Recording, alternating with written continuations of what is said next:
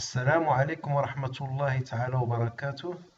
Mes élèves de la deuxième année APEC BIOF, je vous propose un ensemble d'exercices afin de bien se préparer pour passer le contrôle numéro 1, semestre 1.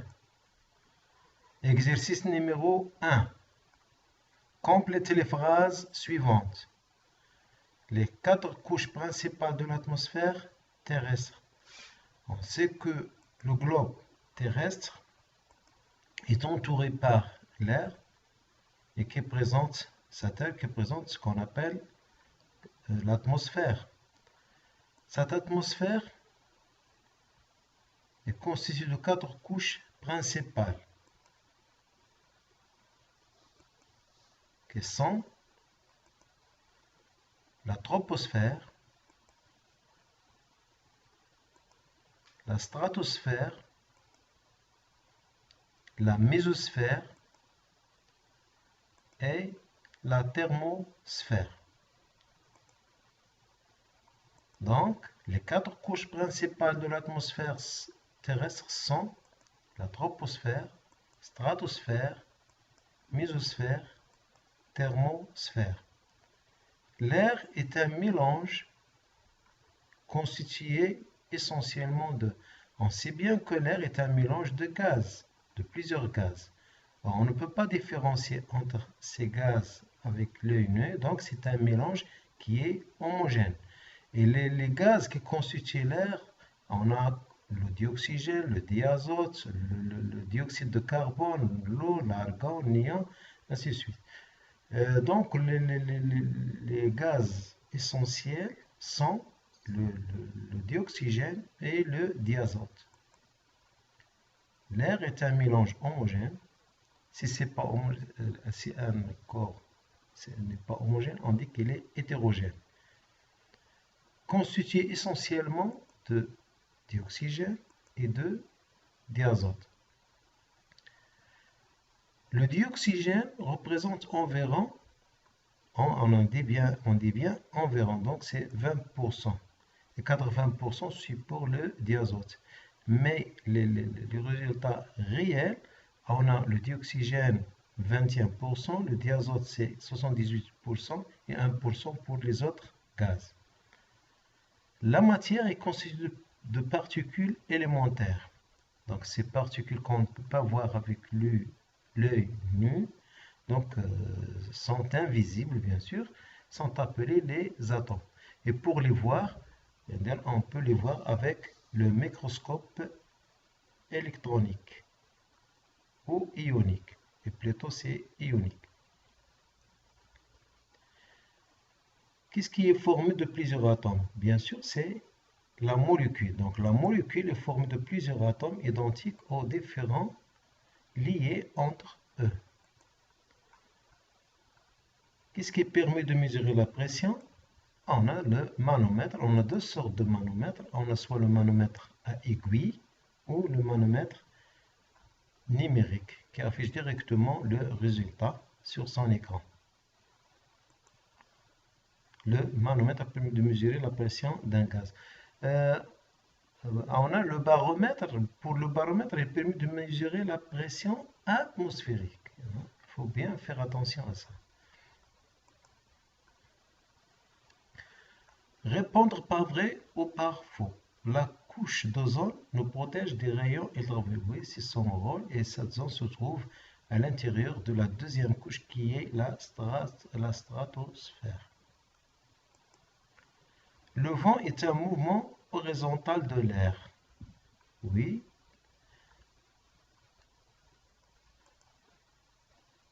Le vent souffle des zones à basse pression, connu par le symbole T qui est la dépression, vers les zones à haute pression, qui a comme symbole c'est l'anticyclone, mais ceci est faux parce que le vent il se déplace des zones à haute pression vers les zones à basse pression. Et c'est un déplacement bien sûr qui est horizontal. C'est faux pour cette phrase. La mésosphère joue un rôle important dans la communication sans fil. Donc la mésosphère, c'est la troisième couche c'est pas son rôle, qui a ce rôle, c'est la thermosphère. Faux ici. L'air est compressible et expansible. Parmi les propriétés de l'air qui est la même, qui sont les mêmes pour les autres gaz, tous les gaz, hein, de façon générale, sont compressibles et expansibles. La troposphère contient la majeure partie de l'eau de l'atmosphère sous tous ses états physiques. Oui, donc pour la première couche, où il y a les êtres vivants, on trouve la majeure partie de l'eau. Exercice numéro 3. Relie chaque couche de l'atmosphère par celui qui correspond. On commence par la troposphère. La troposphère, est-ce qu'elle contient la couche d'ozone? Non, c'est pour la deuxième couche. Et la couche la plus chaude, c'est pas la couche la plus chaude, c'est la dernière qui est la plus chaude. Contient environ 80% de l'air, oui, parce que c'est là où il y a les êtres vivants. Et donc, c'est la troposphère contient environ 80% de l'air. Pour la deuxième couche, qui est la stratosphère, on vient de dire qu'elle contient la couche d'ozone, qui nous protège des rayons ultraviolets, venant du soleil, bien sûr. Pour la mésosphère, est la couche la plus chaude. Donc, ce n'est pas la couche la plus chaude, mais c'est la plus froide.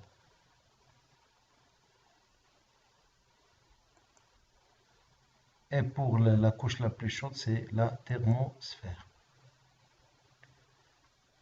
Pour la variation de la température pour ces 4 couches, ici on a une diminution avec l'altitude.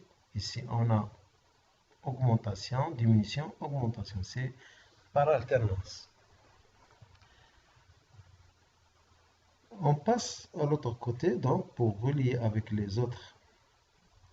On a la troposphère. Est-ce qu'elle nous protège des rayons ultraviolets? Non, on a dit ça, c'est pour la deuxième couche, où se trouve la couche d'ozone.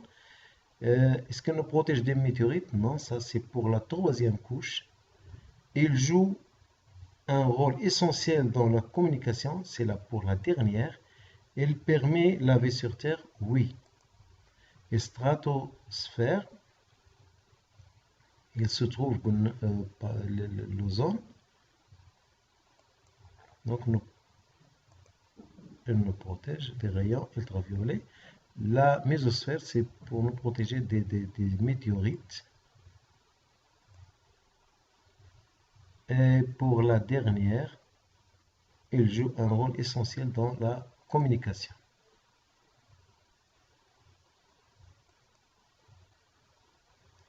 L'exercice numéro 4. Complétez le tableau suivant. On a quelques noms de quelques atomes. On a le carbone, son symbole. Pour faire un rappel, donc ils ont symbolisé les atomes par la première lettre du nom de l'atome.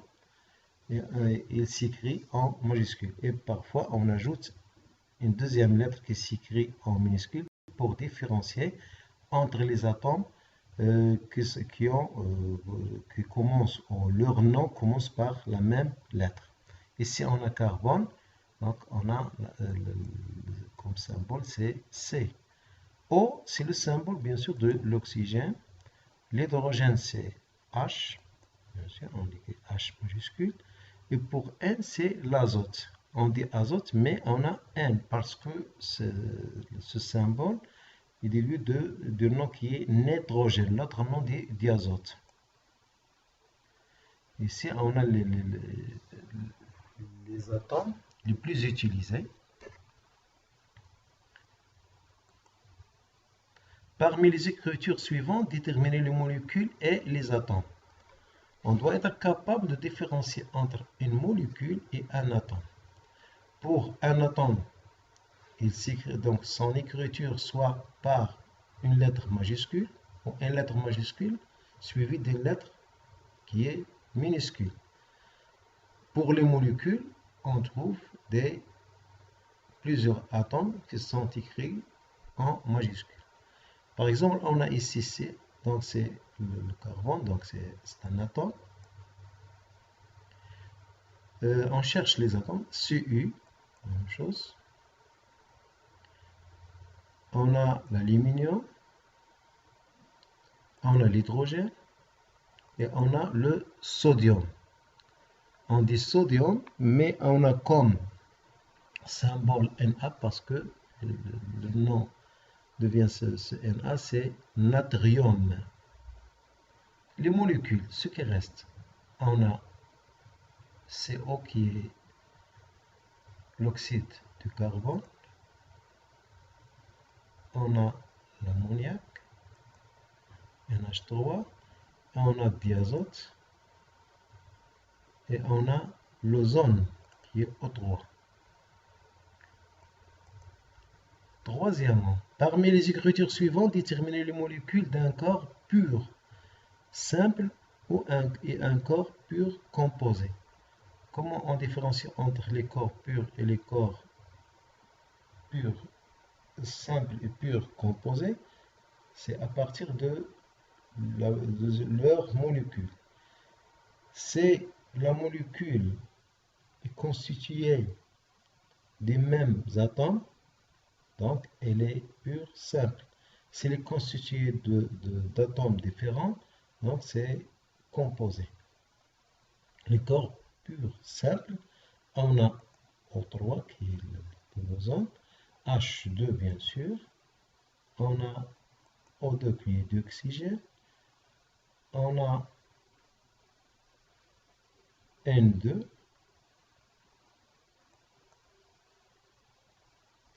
on passe au corps pur composé.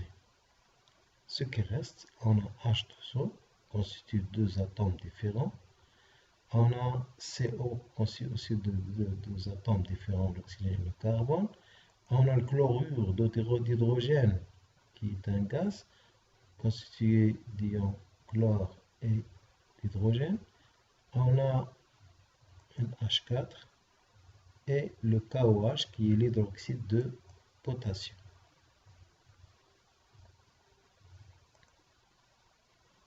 L'exercice numéro 5. Complétez le tableau suivant. On a des molécules et les atomes qui constituent ces molécules et la formule chimique. On dit un symbole de l'atome et on dit une formule de la molécule. Le propane, il est constitué de 3 atomes de carbone et 8 atomes de l'hydrogène. Pour écrire la formule chimique des molécules, on doit écrire tout d'abord les symboles des atomes qui les constituent côte à côte, puis on ajoute à droite et en bas le nombre de chaque type d'atome. Par exemple, ici on a le carbone et l'hydrogène. On va les écrire côte à côte. Puis je vais ajouter le nombre. On a 3 atomes de carbone, donc à droite en bas, je vais écrire 3. Et pour l'hydrogène, on a 8. À droite et en bas, on a 8. Le saccharose, on a plusieurs, c'est un sucre, on a le glucose. Hein. Ici, on va voir la formule. On a 3 sortes d'atomes. On a le carbone, l'hydrogène et l'oxygène. Donc, on a 12 atomes de carbone, 22 atomes d'hydrogène et 11 atomes d'oxygène. Pour le dioxyde de carbone, c'est bien connu, donc d'après la formule, c'est CO2. Dioxyde de carbone. Donc, il est constitué d'un atome de carbone et 2 atomes d'oxygène. Pour la molécule qui est constituée de 2 atomes d'hydrogène et 1 atome d'oxygène, on va écrire H2O, donc c'est la formule chimique de la molécule d'eau.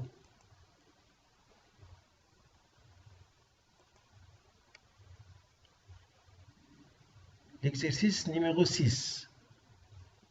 Les dimensions d'une chambre sont la longueur 4 mètres, la largeur 2,5 mètres et la hauteur c'est 3 mètres.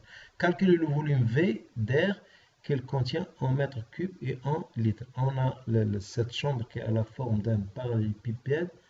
Donc pour calculer son volume, donc le volume d'air à l'intérieur de la chambre est égal au volume intérieur de la chambre. Donc la formule c'est V. On sait que V égale la longueur qui multiplie la largeur qui multiplie la hauteur. On va remplacer par leur valeur. On a la longueur qui est 4 mètres, donc V égale à 4 mètres qui multiplie 2,5 qui multiplie 3. Pour un produit, on peut changer les places des facteurs. On a 4 qui multiplie 2,5, c'est 10, qui multiplie 3, c'est 30. Et on a mètre qui multiplie mètre, mètre c'est mètre cube. Donc V égale 30 mètres cubes. Et pour